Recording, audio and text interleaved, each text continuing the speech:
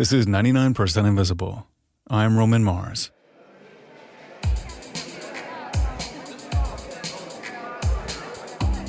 Like many teens in the 80s, my first job was at the mall. I was 14. I lied about my age. I was a busboy in an Applebee's-style restaurant that no longer exists. On Saturdays, I often worked 3 shifts in a row, so I witnessed the entire circadian rhythm of the mall. At 8 o'clock, I'd clean windows as the senior citizens in tracksuits powered through the empty halls, passing by shops with their cage doors still rolled down. By midday, the families took over, and my usual job of clearing glasses and plates involved cleaning up piles of food spilled on the floor. By evening, the teens arrived. They couldn't afford the restaurant, but I could see them in packs, congregating by the fountain, always ready with an unkind word or some act of cruelty. The mall felt terrible. I hated it. But despite this, on days when I wasn't working, I had my mom drop me off at the mall. Kids in small towns and suburbs play the hand they're dealt, and being able to walk around on your own, maybe buying a cassette tape of the Smiths' live album at Sam Goody, is the best that life has to offer.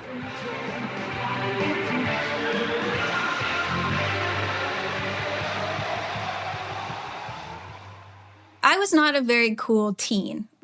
Let me just say, I was a very nerdy teen. This is cool adult and friend of the show, Alexandra Lang. I feel like there are a lot of teenage mall scenarios that I did not participate in. Like, I did not meet my first beau at the mall. I did not stroll around with shopping bags showing off at the mall. None of that. But no teen in the 80s could completely avoid the gravitational pull of the mall. Alexandra is the author of a new book called Meet Me by the Fountain. I think part of the whole argument of this book is really that people are social creatures and that the mall had to be created because the suburbs didn't really initially think about a space for people to come together. Even though we're past the heyday of the mall, Alexandra says we haven't seen the death of the mall, even after 2.5 years of a global pandemic. I think that people are people and they're going to want to go back out and get together again. I think we've seen that in the tremendous use of parks during the pandemic.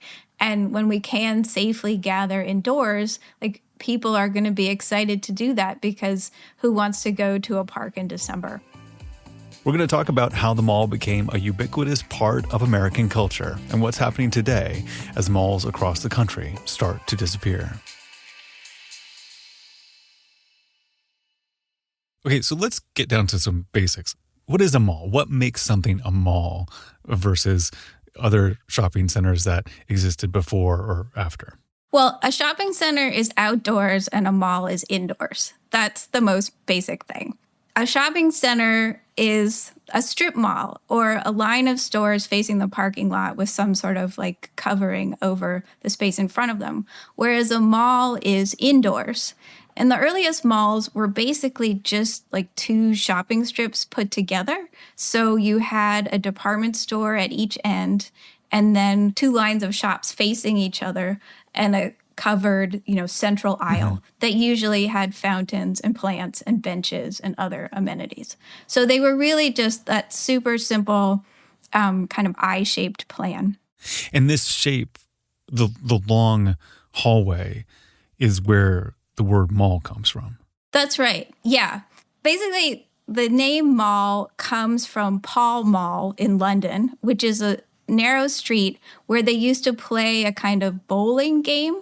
So it was this long, narrow outdoor space where people would come together to play.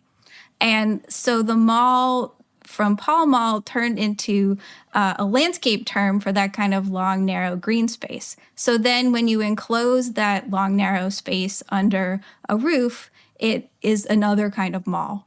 So the mall in Washington is also a mall from the same origin, even though we don't really think about a shopping mall and the mall in Washington in the same mental place. Right, that place with the reflecting pool and Lincoln on one side. That's the Capitol Mall, but we Right. don't. Yeah. Lincoln is the anchor store of the National Mall. He's the Macy's of the Capitol Mall. Yeah. So Victor Gruen is credited as the father of the mall. What was he trying to do? What was he trying to make? So Gruen was an emigre from Austria, fled the Nazis to the U.S. In the late 1930s. And he had really strong memories of the kind of charming streets of Vienna, where there are cafes and, people gather at fountains, and there's this whole rich outdoor life. So he came to America. He initially designed these very glamorous stores in Manhattan, and then he was taken up by some department store executives who were like, move to California, design our department stores. So he started designing these freestanding department stores, and he just felt kind of crushed by the landscape around those department stores. Because you could go to the store and you could park and you could go in, but then you couldn't do anything else. Like you couldn't leave and sit at a cafe. There was nowhere to meet your friends. There was none of the kind of fabric of the city that he found in European cities.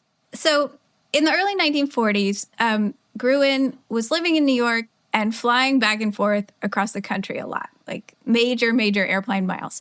And he gets stuck in Detroit on a cross-country flight because of fog. And he thinks, oh, okay, like I'm not going to waste this time I have on the ground in Detroit. It's like he asked his friends, where is life happening in Detroit? And they said, oh, it's all out in the suburbs. Okay. So he gets driven around the suburbs, and he finds what he's been finding elsewhere in the U.S., that yes, there are all these new houses, and yes, there are all these strip malls, but there's nowhere to go. And he thinks that he, master salesman, he should be able to sell J.L. Hudson on the idea of building a branch department store and a shopping center in the suburbs. And over the next several years, he does this. He actually sells them on the idea of building 4 of them: Northland, Southland, Eastland, and Westland. Yeah, I've always wondered about that. Like, why do so many malls have cardinal directions in the name? Like, no matter what city you're in, they're all like Westfield or Southport. Why is that? This is the origin story, and this is one way in which I know like the book can be slightly confusing because all the malls sound the same, and it's like, yeah, that was on purpose. Because if you're thinking about your city with the center point downtown, all of these malls wanted to establish where they were in relation to that center point. So if you were driving north on the kind of main highway out of town, you would encounter Northland or North Park or Northfield or Northdale or one of these other things. Same with South, East, or West. So all of them are like named after the cardinal points, so that people know kind of where to find them in relation to downtown. And then the second part of the word is gate, because it's an entry to the city. It's land, because that was open land before. It's park, because they're attaching it to a parkway. Like, they have kind of, vague geographical associations. The problem really comes that, like, I grew up going to Northgate Mall in Durham, North Carolina, but there's a much more famous Northgate Mall in Seattle that was one of the first malls. And it's like, so you always have to specify, which city you're talking about. Yeah. And it feels like there's a certain point where the naming convention becomes just a meaningless convention. Like one of the fancier malls in downtown San Francisco is called Westfield. I don't think it's west of anything or a field at all. But, maybe that's just, I don't know, maybe No, Westfield is actually a huge mall conglomerate that's now owned by Australians. Yeah. But Westfield may be originally named after a Westfield that was in some town. So Gruen designed these malls in Michigan, and he saw the early mall as more of a mixed-use hub. There were shops and department stores, but also post offices and doctor's offices. How long did that idea of a mall last? Yeah, Gruen definitely saw the malls as having a community function, and that's really explicit in a lot of his writings in the 1940s and 1950s. And he wasn't alone in that. There are other early mall developers, including James Rouse, who comes back into the story later, who also built malls, circa 1955, 1956, that had community spaces. They might have church spaces. They definitely had doctors' offices. A lot of malls also had nurseries. So these early malls had a lot more community functions built in, and they were thought of as replacing downtown. And so having these mixed use functions. But what happened was over time, like by the mid 1960s, there just start to be more and more malls, and they're not being designed and created by these original developers, and the developers just want to make money. And they've also found that, the mall has been kind of incorporated as an American pastime. And it turns out you don't need to have a community space for your mall to operate like a community center. Like, it's just doing that anyway.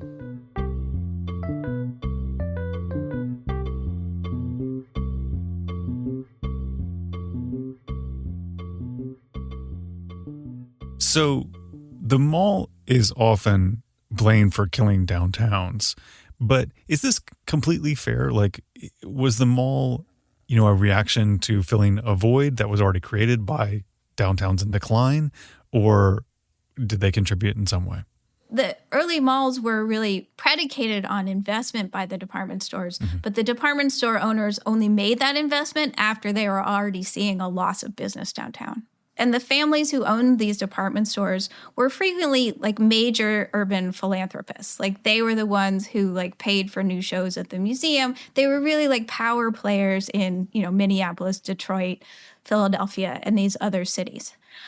But as the suburbs expanded, because the houses were built first, they began to draw all of this energy away from downtowns. And initially, and now it seems foolishly in retrospect, people thought that women would drive back into downtowns to shop during the day, either drive or take public transportation.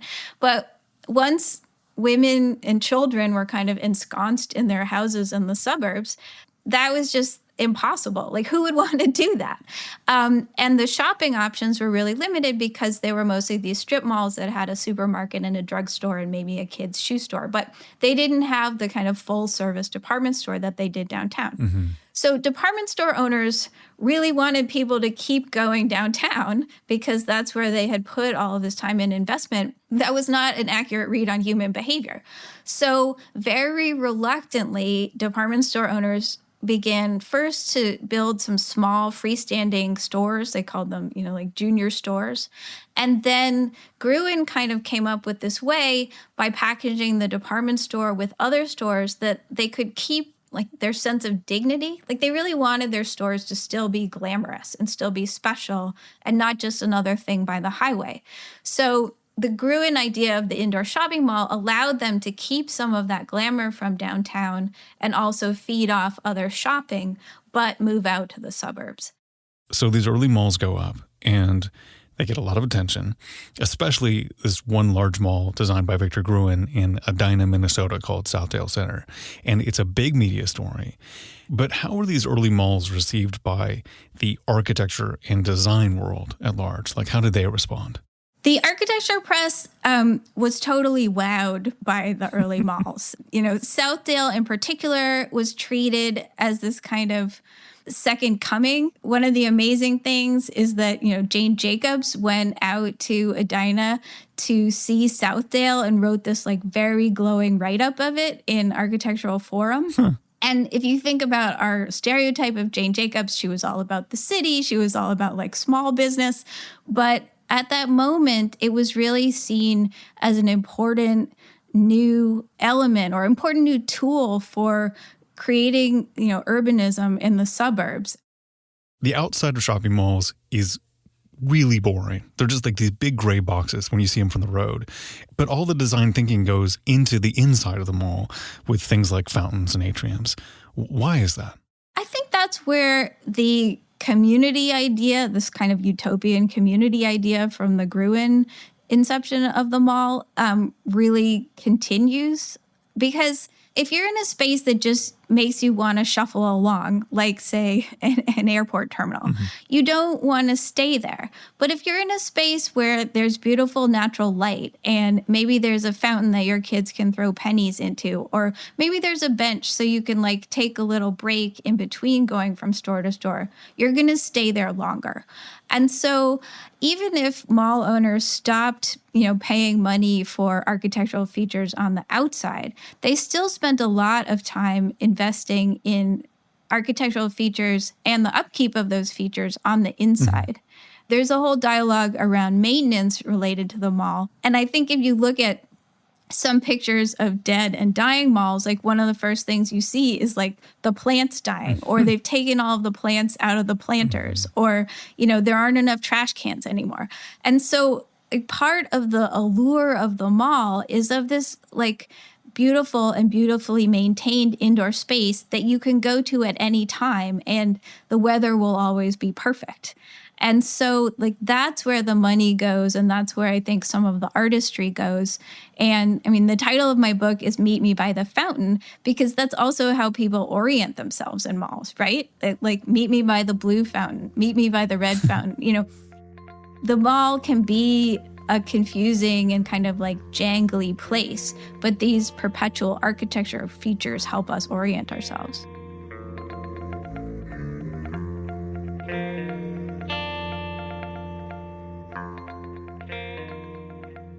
After the mall is introduced and it sort of like begins to replicate, then we hit the building boom for malls in the 70s and 80s, and then they really begin to change the landscape of America. Could you talk about that time and the sort of rise of the giant mall? The early malls a lot of times are really quite simple. It's just like that I shape or a T shape or a V shape with like one or two or three department stores.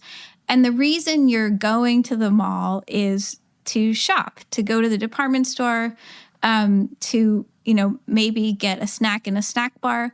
The food court doesn't actually become part of the mall until the mid-1970s. And then in the 1980s, you begin to get the first wave of boredom with the mall. Like people are kind of over the mall. And that's when John Jurdy comes in, this LA architect, and he's like, okay, how can we get people to want to go to the mall again? I know, we'll put an amusement park in the middle of the mall. And once you put an amusement park in the middle of the mall, it gets exponentially bigger. And did every mall kind of react in this way? Like I know there's some key ones like Mall of America that has a roller coaster, an aquarium and stuff like that. Did that effect kind of ripple out into other malls, or was it really just sort of confined to a few big ones? The entire amusement park in the mall is really confined to just a few large ones. But the entertainment idea does ripple out. I mean, you get more and more ice skating rinks in malls. You get bigger and bigger food courts, and they get more expressive architecture, so that like going to the food court is kind of an event, and there are more and more different kinds of cuisines that you can sample. You also get arcades added to malls. So the offerings of malls get broader and broader, and just their square footage gets bigger and bigger. Those malls also like are a bigger investment for their developers, so they're trying to pull from a larger and larger area. So whereas the original malls were really just trying to serve the suburbs all around them and like their quadrant of the city, these new malls are generally referred to as super regional malls. So they are malls that people would really travel to. When you had to get your prom dress, you and your friends would like get in the minivan and go to the mall that was like 1 or 2 hours away because it had the bigger, better department stores. And you'd spend a whole day there. And it's just a different mentality about shopping, and it's a slightly different relationship to the mall itself. This is the San Dimas Mall, and this is where people of today's world hang out. Get in, loser, we're going shopping. Let's go to the mall today. I went to the mall with a couple of friends. I had a whole week's allowance to spend. In the 80s, during this growth and heyday of the sort of cultural ascendancies of malls, there's a real conflict about the mall as a public space versus a private space. Can you talk about, why that's important and what is happening inside of a mall that's different than what would happen if this was a shopping district in a city? As you can tell from the whole mall history, like there's been this desire to cast the mall as a community space and hence as a public space. To pretend, at least for a minute, that it's welcoming to everybody, that anyone can go there at any time. But as the malls become bigger and actually start to serve as those de facto public spaces, you run up against the fact that store owners, mall owners, don't really want all the things that can happen in a public space to happen in their mall. Mm-hmm. And the principal one of those is protests. So there start to be this whole series of court cases basically arguing over whether you can protest in a mall. And the protests that end up serving as the basis for these cases in both like the state and federal Supreme Court are over a whole range of issues. Like some of them are anti-war protests, some of them are anti-fur protests, some of them are union protests. But in each case, the mall owner asserts that they have the right to eject the protesters from their property because they are not public property. They don't have to follow free speech rules. And then you get attorneys arguing that if malls are going to be replaced downtowns, shouldn't they also have to operate like downtowns and let whoever wants to have free speech in these properties? Mm-hmm. One of the earliest cases in 1968, Thurgood Marshall goes before the U.S. Supreme Court and argues for the majority. And there's this great passage where he basically talks about how the mall has replaced downtown. And I was so fascinated to find that A, it was Thurgood Marshall, and B, that he had really articulated the way that malls had taken on this public role as early as 1968 in a Supreme Court opinion. After that decision, the court gets more and more conservative, and the assertion of free speech rights in malls actually gets eaten away until it becomes a state issue. And now, that's something that's actually decided state by state.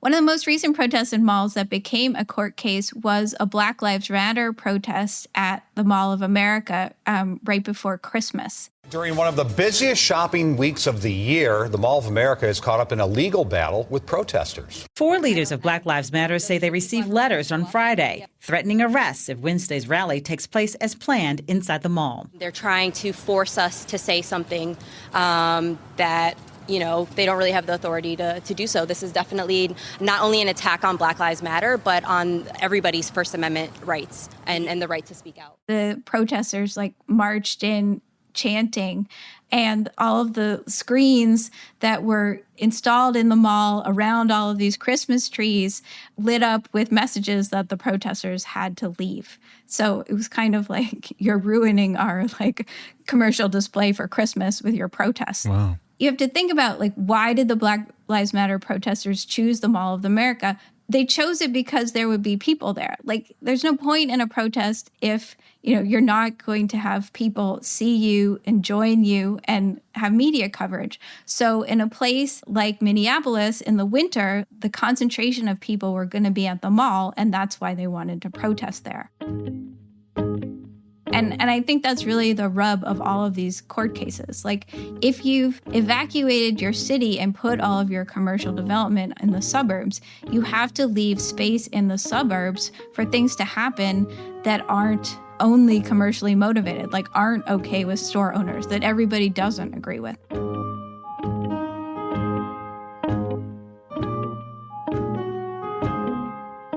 You might have noticed that we're past the heyday of the mall. And with malls across America closing, what are we going to do with all that empty space? The future of the mall after this.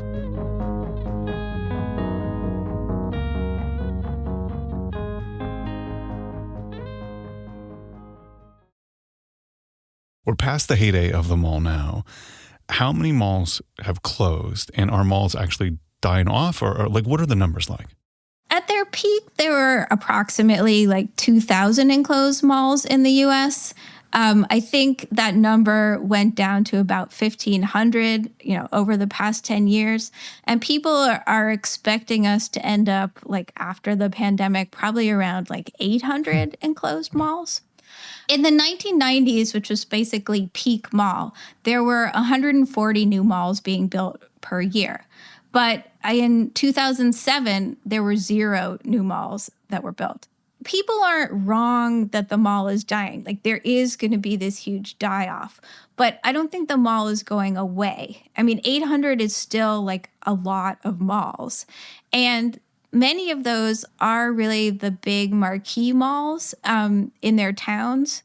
Like in the New York area, it's things like King of Prussia outside Philadelphia, or the mall at Short Hills in New Jersey, or the Westchester up in Yonkers. So the richest malls are surviving. It's really what are typically referred to as Class B and C malls that might have had Sears and other department stores that have now gone out of business that are dying. And so those are the ones that people film like depressing glamour shots at, and also the ones that are potential sites for adaptive reuse. Mm-hmm. What do you cite as the reason for malls closing? It's a whole bunch of things.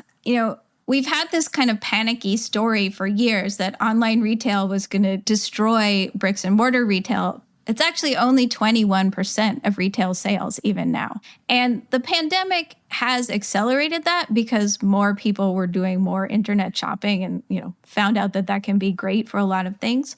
But there are still many kinds of shopping that are really better done in person. And even before the pandemic, internet shopping hadn't killed off bricks and mortar retail at the rate that initial dire predictions said it would. So that's part of it. There are also just larger changes in the way we shop. Like, department stores are no longer the arbiters of taste that they used to be. And more people want to shop in smaller stores, even if those aren't necessarily independently owned. And then there's also just a greater income disparity. During the rise of the malls, the American middle class was doing well and growing. And now there is this great disparity between the upper middle class that's still doing great and the lower middle and working class who have less and less money. And people in those families are much more likely to shop in big box stores and discount stores because they don't really have the income for kind of the middle range stores that used to be the bread and butter of the mall. It's funny because today there are lots of malls that are now home to employment offices and DMVs. And in a way that's super cool because that's the mixed use idea that was closer to Gruen's original design of the mall. But you write that it's usually a bad sign for the mall when this happens because they've probably given the DMV cheap rent because they're desperate to draw people in. So, this is kind of ironic. Yeah, that should be a good thing. I think having a DMV and other public services inside a mall would be great. Think how convenient that would be if you have limited time on a weekend, you can get all of these things taken care of. And in fact, in the conclusion of my book, I talk about the malls in some other countries, including the Philippines, where many of the malls have a lot of public services, just folded into them as a matter of course. My mother volunteers for the Friends of the Durham Public Library, and they run a used bookstore. And it was one of the businesses in an empty storefront in Northgate Mall in Durham before it closed. So again, city services come in where commercial businesses don't want to pay rent anymore. Yeah. It's hard for malls to recover from one of their anchor department stores' clothing unless something else big comes in. Is there a way for struggling malls to recover? Is there a formula that actually works? Some malls have been saved or at least stabilized by things like trampoline parks coming in. Again, that's the entertainment venue. Mm-hmm. One of the ways that I think malls can survive in the future is through smarter and perhaps more distinct curation of the mall stores. I know that curation is kind of an overused term, but I think for a long time, malls were getting by on essentially all having the same mix of stores and restaurants just at different price points. So you'd kind of, decide how much money you wanted to spend that day and go to that mall. But going forward, it's easy enough to get, inexpensive chain store clothing online. So malls could really distinguish themselves by stocking themselves with things that are all for families. Or I have a couple of examples in the book where malls have turned themselves essentially into like ethnic food and business centers, depending on like the changing nature of their suburb.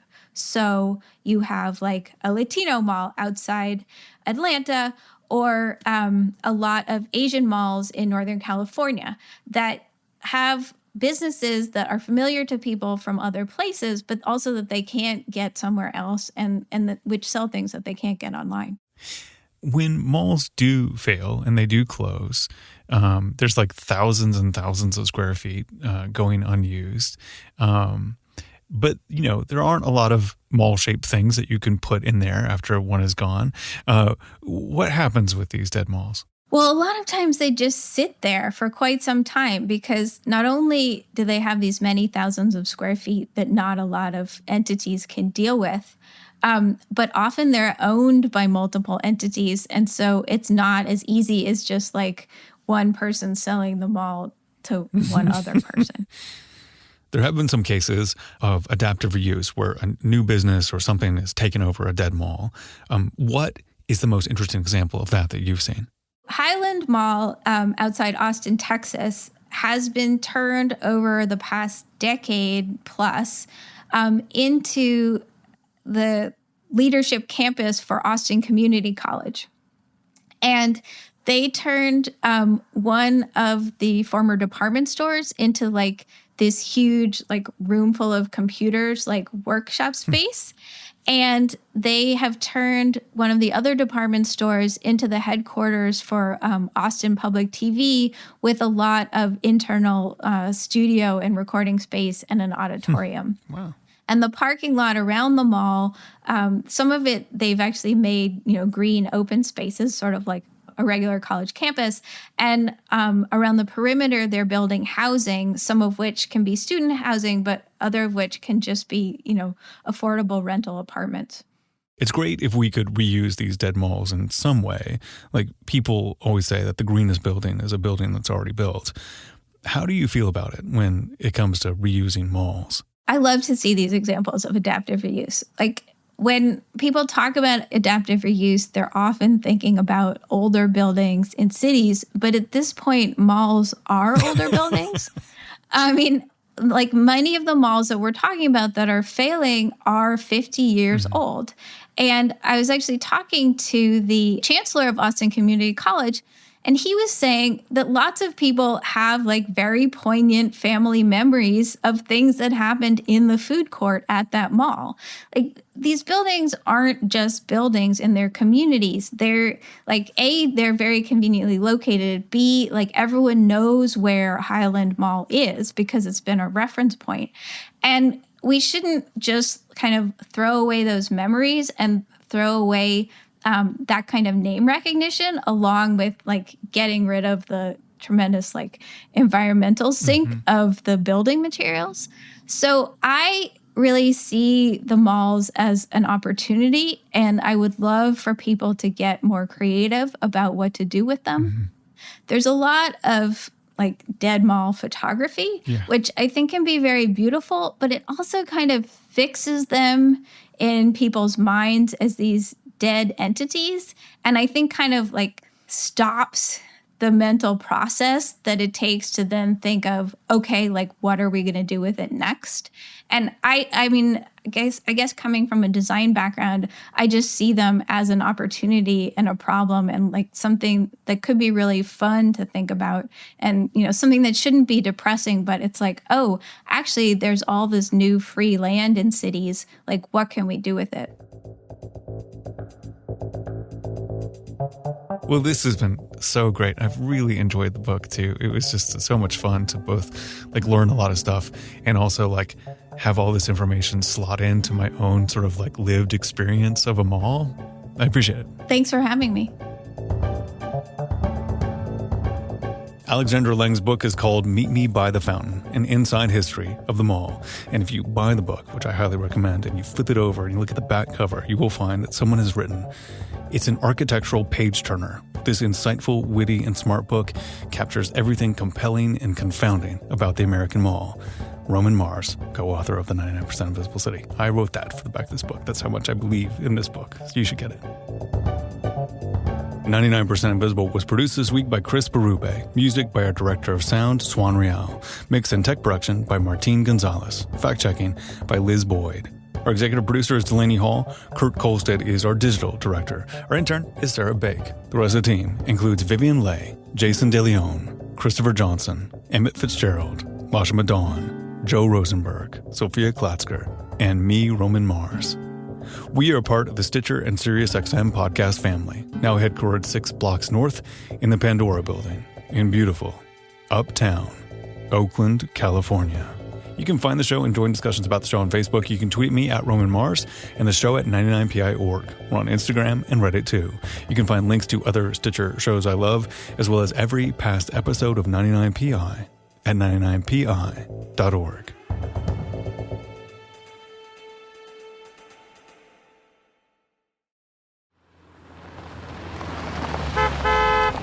Get in, loser. We're going Stitcher.